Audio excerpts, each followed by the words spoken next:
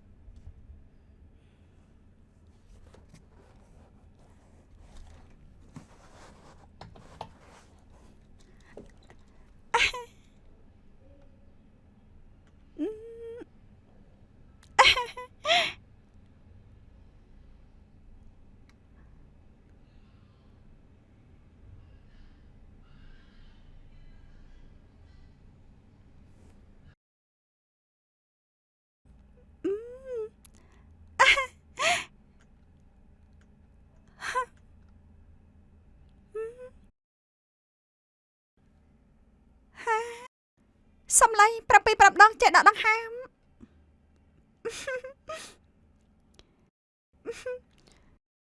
សំឡេងប្រាប់ដងទៅចេះ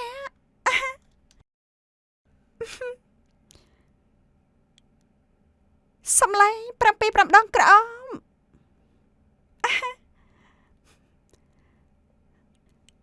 សំឡេងប្រាប់ដងក្រា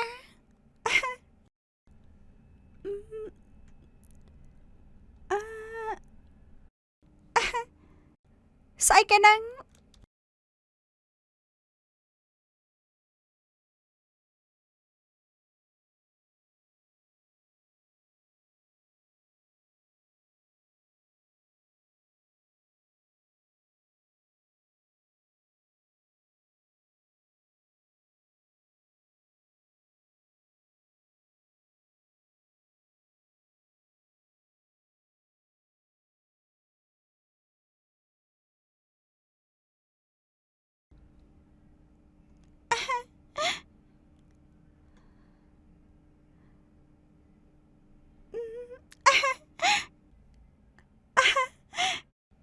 ចាំអូនពាក់ឲ្យវិញណា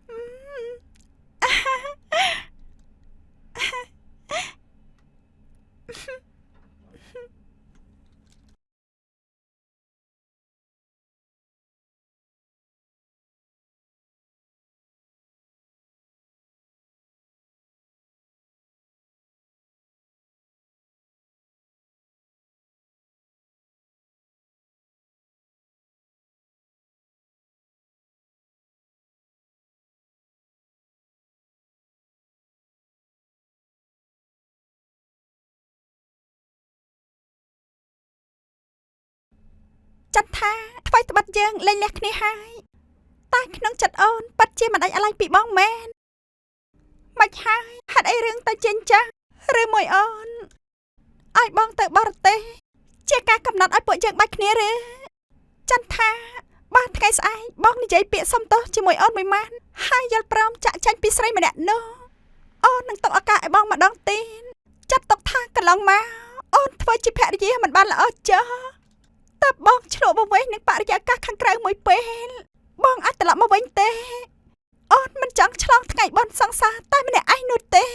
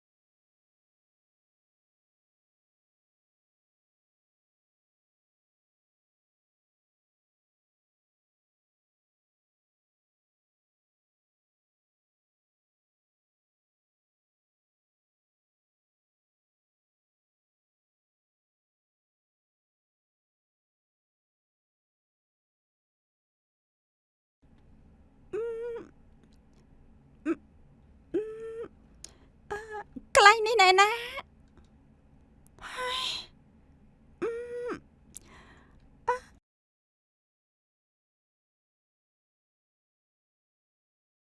នេះគឺបន្ទប់ស្រីប៉ាហើយថ្ងៃនេះខ្ញុំមានតួនាទីជាមេផ្ទះជំនួសស្រីប៉ាហើយ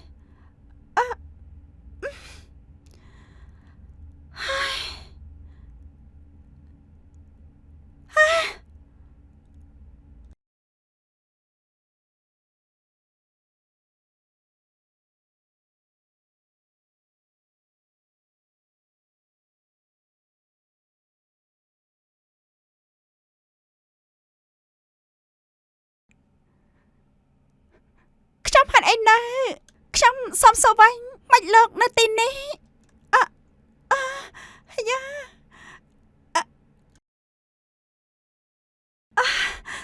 នេះគឺផ្ទះលោកស្រីប៉ៃថាថៅកែវាជាមនុស្សវក់នឹងការងារគឺតាមពិតគឺលោកឯងសោះហើយគិតយ៉ាងម៉េចទៅខ្ញុំហើយមិនបានចឹងហើយ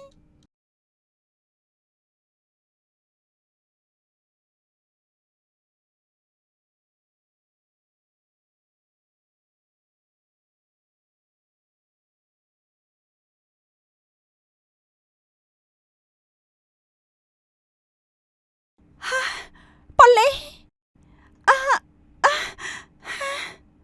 អសុំត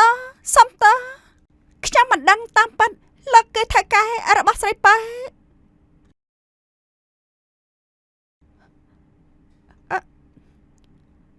ខ្ញុំខ្ញុំគឺមេផ្ទះជំនួសអឺខ្ញុំគឺមេផ្ទះជំនួសឈ្មោះកៅមន្ធីអរុនសួស្ដីលោកថៅកែ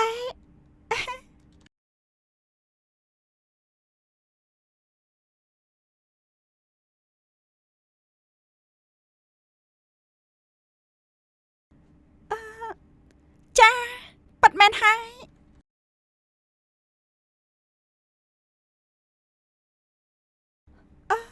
ប្រុសស្រីប៉ាពេលថ្ងៃនេះមានការរវល់សំខាន់ចៃដន្យអីខ្ញុំគ្មានកន្លែងស្នាក់នៅហេតុនេះ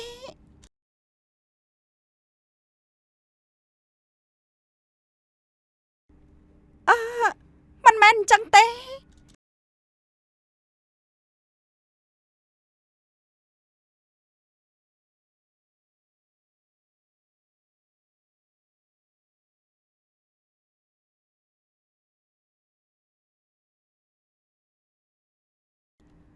អេ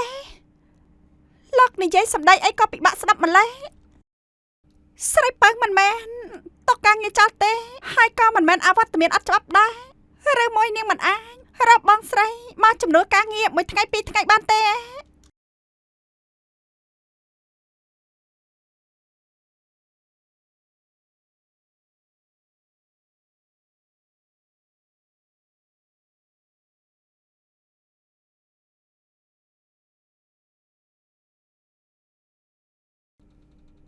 លោកកុំបន្តស្រីពៅអីណាប្រុសស្រីពៅប៉ាត់ជាមានការរវល់ចាំបាច់ប៉ាត់មែនហើយក៏មិនចង់ឲ្យផ្ទះវាក៏ក្រិចដែរហើយចៃដន្យអីខ្ញុំរកកន្លែងស្នាក់នៅមិនតាន់បានក៏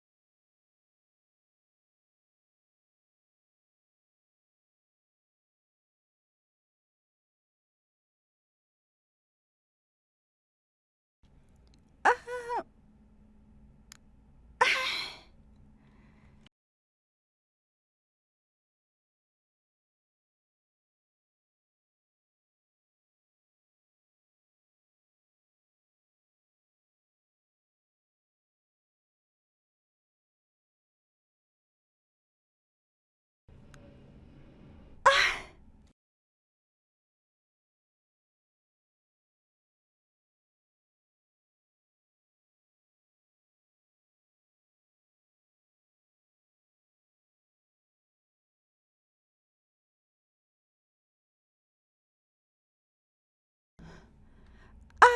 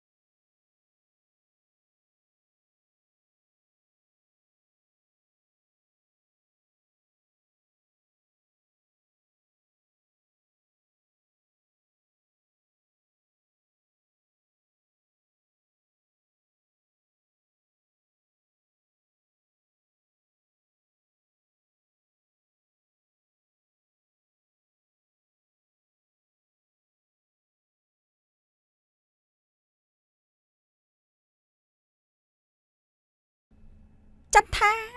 ថ្មីត្បិតយើងលែងលះគ្នាហើយតែក្នុងចិត្តអូនប៉ាត់ជាមិនដាច់អាឡ័យពីបងមែនមិនហើយហេតុអីបានជារឿងទៅជាអញ្ចឹងឬមួយអូនឲ្យបងទៅបរទេសជាការកំណត់ឲ្យពួកយើងបាច់គ្នាឬចន្ទថាបានថ្ងៃស្អែកបងនិយាយពាក្យសុំទោសជាមួយអូនមួយម៉ានហើយយល់ព្រមចាក់ចែងពីស្រីម្នាក់នោះអូននឹងទុកឱកាសឲ្យបងម្ដងទីចាត់ទុកថាកន្លងមកអូនធ្វើជាភរិយាមិនបានល្អចោះតើបងឆ្លុះបង្វែងនឹងបរិយាកាសខាងក្រៅមួយពេលបងអាចត្រឡប់មកវិញទេអូនមិនចង់ឆ្លងថ្ងៃបន់សង្សារតែម្នាក់ឯងនោះទេហេតុអីបងប្រេផ្សៃម្លេះបងបានបន្សល់ទុកអនុស្សាវរីយ៍ល្អៗនៅថ្ងៃបន់សង្សារបើបងមិនត្រឡប់មកវិញតើឲ្យអូនប្រឈមមុខនឹងថ្ងៃបន់សង្សារយ៉ាងម៉េចទេ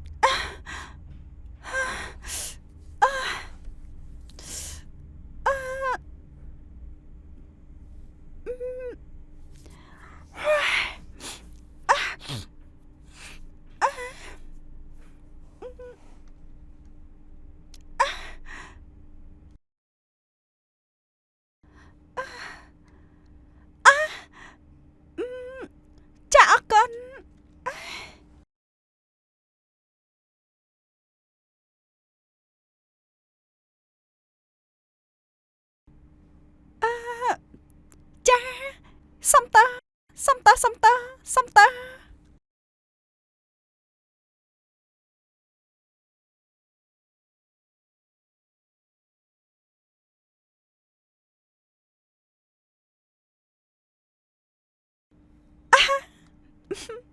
អាឡូចិត្តថា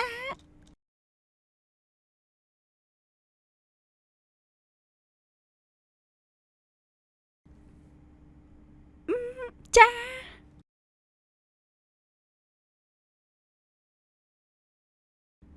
លោកស្ដាប់ឮហើយឯអឺគ្មានទេគឺប្រតែ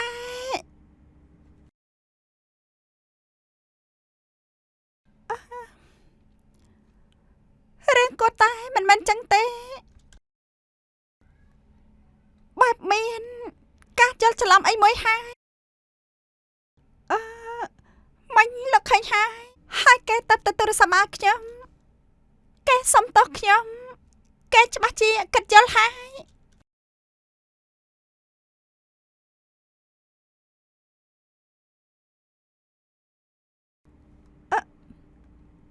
អេ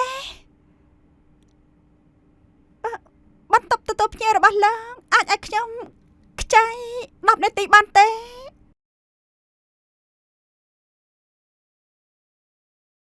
អឺ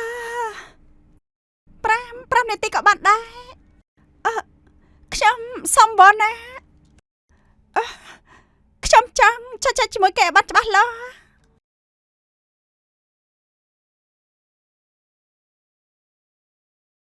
អឺ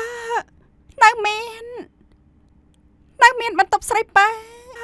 ខ្ចីប្រាក់បន្តែងសុំបនណាខ្ញុំមិនអាចជួបគាត់ដោយរបៀបនេះបានទេ